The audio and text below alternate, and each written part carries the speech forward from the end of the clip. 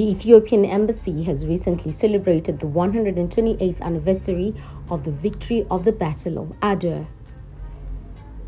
The Ethiopian forces defeated the Italian invading force on Sunday the 1st of March in 1896 near the town of Adwa.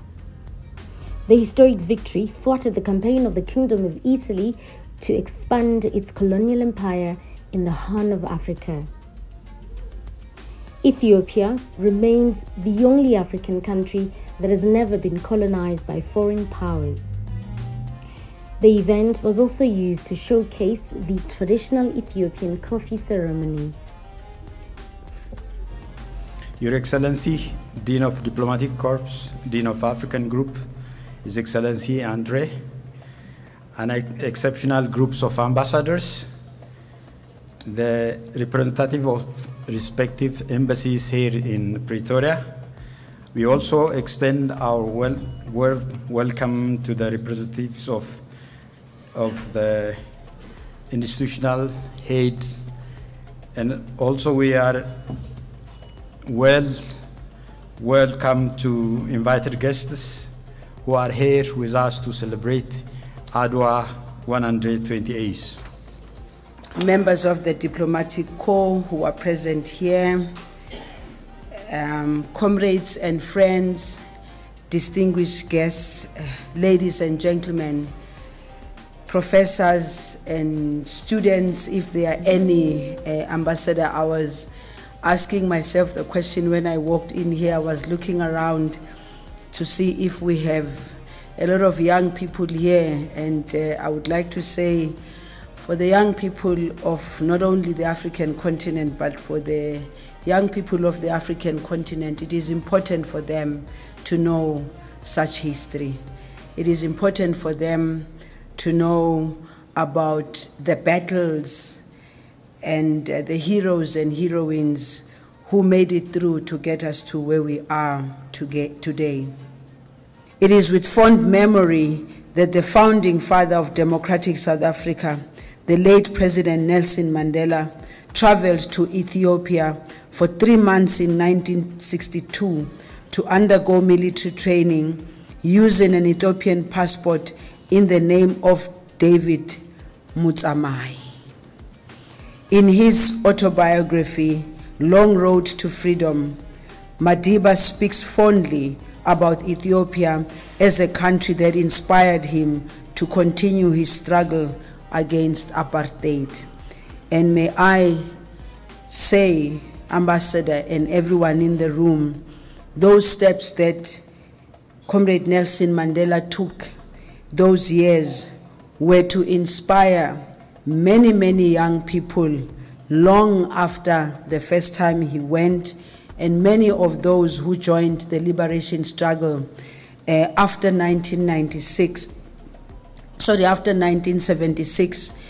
young people who brought more energy to the struggle and more energy to the fight against the apartheid regime and everything that came with it. And we wish to also thank many of the African countries that took care of the young people and did everything they could to support them.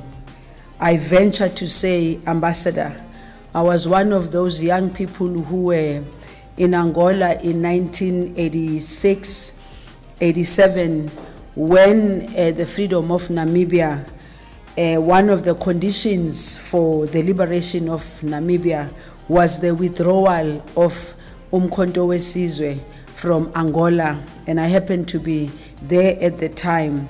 And I remember very well that the leadership in considering where were all these soldiers going to be going to of Umkhonto weSizwe when they have to leave Angola, one of the countries that was identified was maybe Ethiopia could be one of those countries. But obviously the distance between South Africa and Ethiopia and the purpose and reason for us to have joined the liberation struggle, it seemed to be too far away for us to be able to infiltrate back into the country and fight. But it was clear that many African countries were willing to take us, including Ethiopia. Thank you.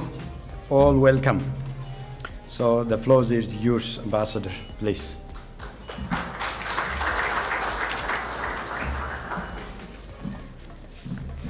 On behalf of the government and people of Ethiopia, and that of my own, I would like to thank you all for joining us in celebrating the 128th Victory Day of Adwa here in this beautiful city of Pretoria. March 1, 2024 marks 128th of the historic victory of Ethiopian forces over an invading imperial power Italy, soon after the shameful Berlin Conference that torn up Africa and divided its territories and natural resources. The Battle of Adwa is of profound significance for Africa in that the decimation of the continent could not be completed. The Battle of Adwa, in which Ethiopian forces under Emperor Menelik II united to fight the invading forces of Italian troops, was one of the pivotal turning points in the history of modern Africa. The concept of Ethiopianism historically encompasses not only Ethiopia proper, but also the entire sub-Saharan Africa, as the name was originally given by the Greeks, as some scholar quoted, to all burned-faced people. Ethiopianism therefore transcended all boundaries and referred to all black people. It constitutes a crucial chapter in the record of African resistance and liberation, where it attracted attention not only across the continent of Africa, but also the Caribbean and the Americas. The relationship between Ethiopianism and pan-Africanism best be explained by the late Nelson Mandela in his speech to the Free Ethiopian Church of South Africa. I quote, "Ethiopianism became a generic term to describe a whole range of the black man's effort to improve his religious, educational, and political status in society. Fundamental tenets of the Ethiopian movement were self-worth, self-reliance, and freedom. These tenets drew the advocates of Ethiopianism like magnet to the growing political movement.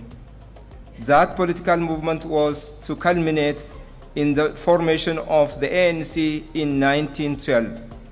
It is in this sense that we in the ANC trace the seeds of the formation of our organization to the Ethiopian movement of the 1890s." End of quote. Furthermore, former President of South Africa, Thabo Mbeki, applauding and praising the victory of Adwa, once stated that Ethiopia is the seat of Africa Union and that it is not by accident, but due to its role as an inspiration to Africa. Therefore, such testaments substantiate that Ethiopia, by virtue of its victory of Adwa, inspired the then freedom fighters across Africa, conveying the message that colonialism and the injustice of any form on this continent would be destined to be defeated, provided that we stand in unity, the required bravery and patriotism.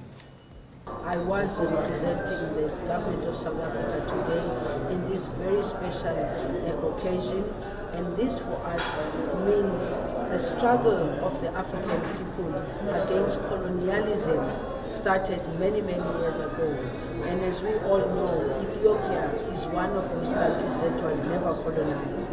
And it is one of those countries also that supported us in our liberation struggle.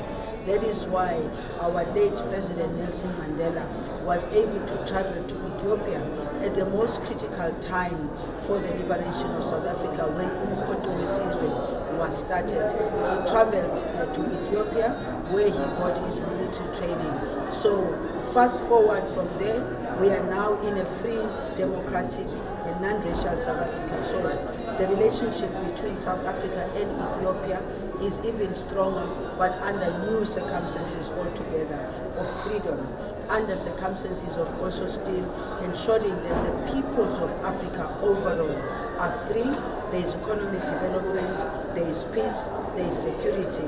And as the government of South Africa, we are always supporting peace initiatives, and therefore my presence here was also to convey that strong message to the people of Ethiopia through the Embassy of Ethiopia in South Africa, that together as Africans we have a potential to connect to each other on people-to-people relations, but most importantly the bilateral relations that we have existing with Ethiopia since 1994. It means this year we'll be celebrating 30 years of that bilateral relations between the two countries.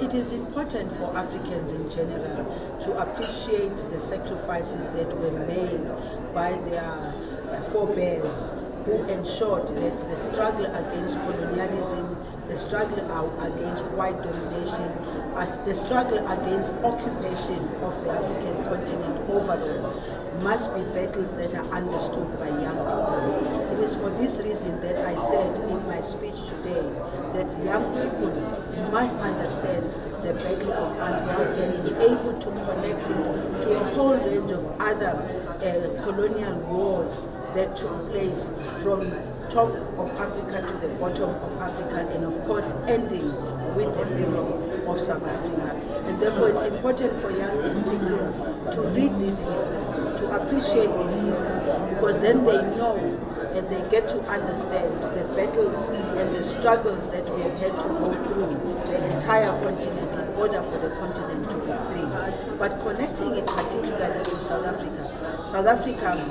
as we know, through Umkhonto weSizwe and many other people who stood up to fight against apartheid South Africa, as far as many of us being in Angola, where we had gone to find ways and means and tools of coming back to fight the apartheid regime. And therefore, the Battle of Quito Panavale was the culmination and ultimately that made us to be free today, together with Namibia in particular. So young people must always connect this. It doesn't matter when the Battle of Adwa was, it still is a history that needs to be celebrated as we did today.